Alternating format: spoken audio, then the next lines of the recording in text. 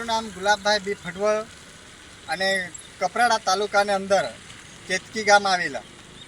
આ કેતકી ગામની અંદર જે ખોરી ફળિયા જતો રસ્તો, મુખ્ય રસ્તાથી ખોરી ફળિયા જતો રસ્તો, આ 40થી 50 ઘરોને તકલીફ પડે છે.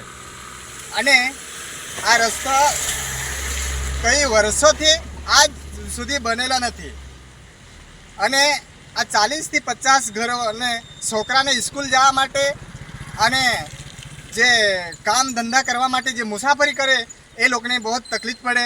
એને કારણથી અમારો જે સરકારશ્રીને રિક્વેસ્ટ છે, આ મુખ્ય રસ્તાથી જતા ખોરી ફળિયા અને અમારો જે મુખ્ય મેન રસ્તા જે પુલ છે આ ગરનાળું, એ પણ વધારે પાણી આવે તેમાં ડૂબી જાય છે.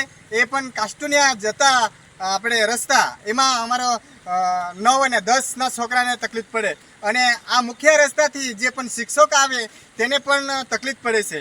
તો એને કારણથી અમારે સરકારશ્રીને વિનંતી છે કે અમારે આ રસ્તા અને પુલ અને જે પણ અમારે ગામની અંદર જે મોહિત થાય, આ મરણ પામે ત્યારે અમારે ભૂમિ પણ નથી અને તેમાં જવાના પુલ પણ નથી. એને કારણથી અમારા સરકારશ્રીને વિનંતી છે કે તાલુકે અમારું આ કામ કેતકી ને ખોરી ફળિયાની અંદર અમારું કરે, આ અમારી વિનંતી છે.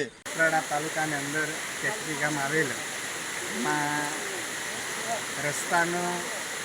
રસ્તા નથી બનેલા અને કેતકીમાં કેતકી ઉમળીમાં સ્મશાન ભૂમિ પણ નથી બનેલા.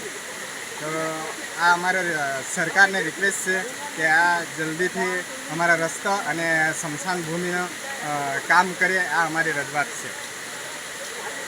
2024 છે ને ચૂંટણી આવતી છે સાહેબ, પેલા તમે છે ને અહીંયાને વોટિંગ કરે, આ લોકો બધું વોટિંગ થાય તો પછી તમે નહીં જાણીએ, પછી તમે કઈ વોટિંગ નહીં કરી.